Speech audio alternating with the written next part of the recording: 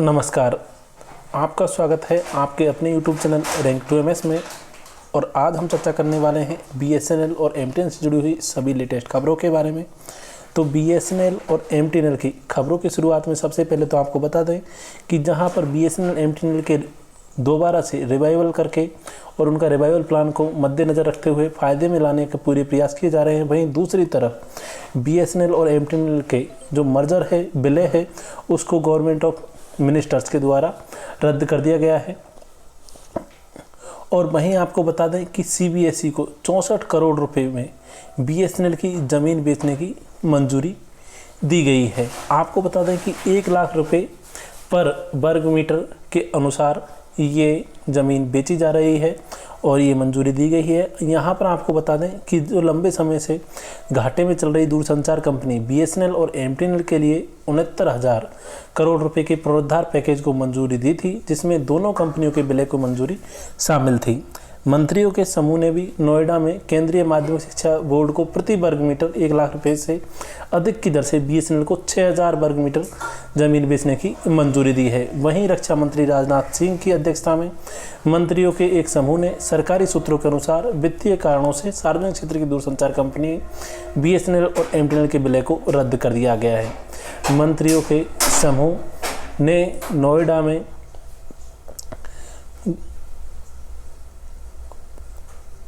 BSNL ज़मीन बेचने की मंजूरी दी है।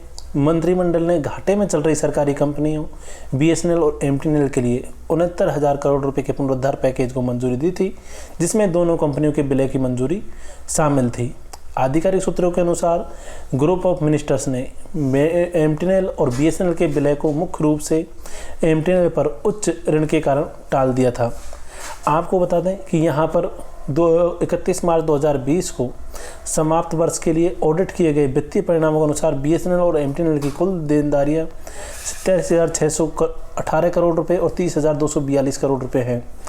यहाँ पर दूरसंचार विभाग ने BSNL को मुंबई और दिल्ली के टेलीकॉम सर्किल में काम करने के लिए लाइसेंस दिया है, जहाँ MTNL पहले से ही काम कर रहा है। ऋण के अलावा BSNL और MTNL के कर्मचारियों के वेतन संरचना के मुद्दे हैं, यानी कि उन्हें एक दूसरे के बराबर लाना एक बहुत बड़ी चुनौती है। जबकि ग्रुप ऑफ मिनिस्टर्स ने दूरसंचार PSU के विलय को टाल दिया है। इसने MTNL के स्थान पर BSNL को दिल्ली और मुंबई में 4G स्पेक्ट्रम के आवंटन को मंजूरी दी है। BSNL और MTNL के परिसंपत्ति मुद्रीकरण के मामले में ग्रुप ऑफ मिनिस्टर्स परिसंपत्ति बिक्री पर 10 करोड़ रुपए से अधिक मूल्य पर 100 करोड़ रुपए से के कम पर काम करेगा। तो यहाँ पर एक तरह से देखा जाए तो फाइनली लगभग 1,07,500 रुपये में प्रति वर्ग मीटर के हिसाब से CBSE को 6,000 वर्ग मीटर की ज़मीन दी गई है। और इसके अलावा जब नेक्स्ट न्यूज़ पर चले हम, वो है स्पेक्ट्रम आरक्षित मूल्य से, यानी कि टेलीकॉम कंपनीज के द्वारा जो 5G स्पेक्ट्रम है उसकी खरीदी से जुड़ी हुई ये खबर है। यहाँ पर मेनली बात की जा रही है कि पहले से ही जो टेलीकॉम कंपनीज हैं वो कर्ज से ग्रस्त हैं और फिर इतने ज़्यादा मूल्यों में जो 5G अगर दिया जाएगा तो उसको सिर्फ कुछ ही कंपनियां हैं जो खरीदारी कर पाएंगी उसकी स्पेक्ट्रम की। स्पेक्ट्रम नीलामियों से पहले दूरसंचार उद्योग ने कहा है कि एयरवेव के लिए आरक्षित मूल्य अधिक है और एक स्वस्थ बिक्री सुनिश्चित करने के लिए वित्तीय रूप से चुनौतीपूर्ण होगा। टेलीकॉम कंपनियां चाहती हैं कि सरकार अपनी वित्तीय स्थिति में सुधार लाने और उत्साही बिक्री सुनिश्चित करने के लिए कम करों और लेवी के अलावा आवाज़ और इंटरनेट सेवाओं के लिए न्यूनतम अनिवार्य फ्लोर प्राइस तय करें। वहीं CCI एक प्रतिस्पर्धी परिदृश्य के लिए सस्ती दरों पर पर्याप्त 5G एयरवेव सुनिश्चित करने के लिए सरकार से आग्रह करता है। यहाँ पर आपको बता दें कि 5G में की जो कंपटीशन है इसमें कहा गया है कि भारत में काम करने के लिए अल्ट्रा फास्ट वायरलेस ब्रॉडबैंड प्रौद्योगिकी के लिए महत्वपूर्ण है, जिसे पूंजी बाजार ने निधि में रुचि रखने के लिए उचित लागत पर पर्याप्त 5G एयरवेव के असाइनमेंट की आवश्यकता होगी। वहीं BSNL की यूनियंस के द्वारा IDA फ्रीजिंग के अगेंस्ट जो केस किया हुआ है उसमें general secretary discusses with the advocate. यहाँ पर जो है the DP has already issued clarification that IDA freezing is not applicable to the non executives. At the same time DP has so far not issued letter for the payment of 5.5% IDA जो कि 1/10/2020 से, और 6.1% IDA है जो कि 1 जनवरी 2021 से लागू होता है।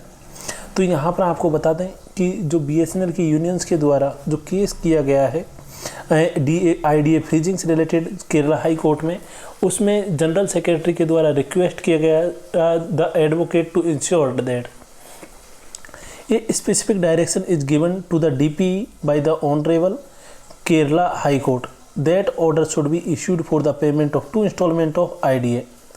The advocate stated that he has already brought this to the notice of the honorable court. Further, he stated that our case is likely to come up for hearing next week. यानी कि इसमें ये बताया जा रहा है कि जो 2 इंस्टॉलमेंट है, एक तरह से 2 तरीके से 1/10/2020 से जो 5.5% IDA का भुगतान होना है, और 1 जनवरी 2021 से 6.1% IDA है। यहाँ पर बात की गई कि IDA की 2 किस्तों का भुगतान करने की कम से कम ऑर्डर इशू किए जाए, और एडवोकेट के द्वारा कहा गया कि वो इसी मामले को पहले से ही ऑनरेबल कोर्ट के नोटिस में ला चुके हैं, और अपने जो कोर्स ये केस है इसकी हियरिंग नेक्स्ट वीक में होगी के द्वारा। और BSNL MTNL के मर्जर के वजह से या फिर अन्य कई कारण हैं जिनकी वजह से BSNL और MTNL के कर्मचारी फिर से हंगर स्ट्राइक पर जाने वाले हैं 15 फरवरी 2021 से। Indefinite hunger fast from 15 February 2021। Regular promotion to all eligible executive with effect from 1 July 2018। तो इसमें क्या क्या इसमें डिमांड है वो भी आप देख सकते हो कि रेगुलर प्रमोशन से रिलेटेड है जितने भी BSNL के एग्जीक्यूटिव्स हैं उनके लिए। और यहाँ पर और कई सारे मुद्दे हैं जिनको यहाँ पर इन्होंने बताया गया है। JTO to SDO, SDO to AGM, AGM to AGM promotion एवं अन्य जितने भी प्रमोशन है। DPC है, demanding promotion through DPC for limited post from prospective date is indirectly to kill the effort for time bound promotion. तो यहाँ पर आपको बता दें कि इस तरह से जितने भी प्रमोशन से रिलेटेड मामले हैं उसके लिए यहाँ पर हंगर स्ट्राइक की बात कही गई है। इसके अलावा वहीं आपको बता दें कि BSNL टेंडर यानी BSNL 4G के लिए जो BSNL टेंडर जारी किया जा रहा है, the curious case of indigenous 4G core and Mavenir. तो यहाँ पर आपको बताते हैं कि BSNL का जो BSNL 4G लाने के लिए जो शुद्ध देसी 4G लाने की बात कही जा रही है, इसको थोड़ा सा क्यूरियस केस बताया गया है, क्योंकि जितनी भी बाहर की कंपनियां हैं उनको तो BSNL 4G लाने के लिए मनाही कर दी गई है, और वहाँ पर पूरी तरह से इंडियन कंपनियों को 4G लाने के लिए यहाँ पर सामने रखा गया है। तो यहाँ पर आपको बता दें कि the suspense over 4G core from home bred telecom vendors continues to grow even after the release of EOI document by state and telecom companies BSNL of the pan India 4G deployment. यहाँ पर आपको बता दें while multinational vendors have been barred from providing their core for BSNL 4G network, 3 companies have claimed 4G core preparedness in India, sources familiar with matter said।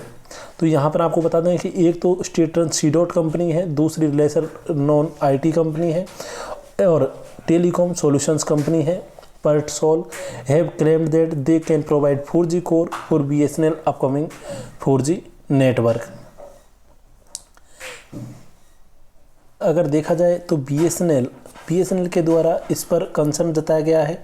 BSNL however he raised concern over the DOT's recommendation to use only local equipment for 4G core network।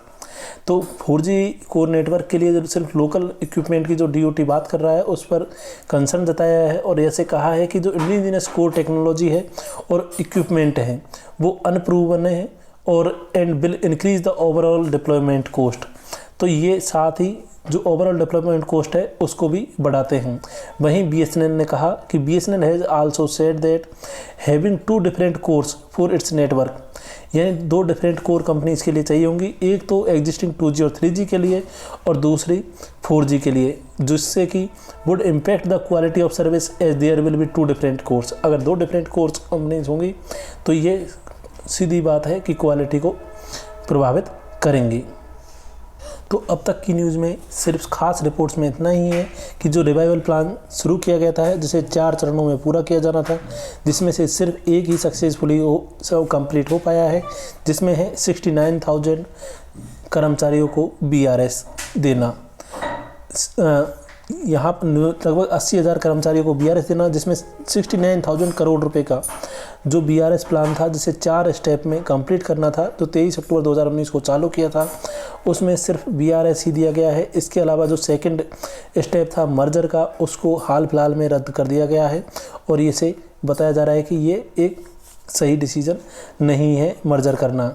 तो यहाँ पर BSNL MTNL के merger को रद्द करने की बात कही जा रही है और ग्रुप ऑफ मिनिस्टर्स के द्वारा माना जा रहा है कि ये एक उचित डिसीजन नहीं होगा, क्योंकि इससे जब दोनों की सैलरी का डिफरेंस है तो फिर अगर सैलरी दोनों की सेम की जाती है तो BSNL के कर्मचारियों की सैलरी बढ़ाई जाएगी और उनकी MTNL के बराबर की जाएगी। दूसरी तरफ MTNL बहुत ज़्यादा घाटे में है, तो इसकी वजह से दोनों को मर्जर करना दोनों ही कंपनियों के लिए और ज़्यादा नुकसानदायक हो सकता है। इसी वजह से इसको एक तरह से नकारा जा रहा है। वहीं BSNL और MTNL के जो लैंड मोनेटाइजेशन है उस पर अभी धीरे धीरे शुरुआत की जा रही है। तो ये तो थी अब तक की सभी लेटेस्ट अपडेट। मिलते हैं नेक्स्ट वीडियो में नेक्स्ट न्यूज़ के साथ में, तब तक बने रहें हमारे साथ रैंक 2MS के साथ में। वीडियो को लाइक करें, दोस्तों के साथ शेयर करें और सब्सक्राइब करें आपके अपने यूट्यूब चैनल रैंक 2MS को। धन्यवाद।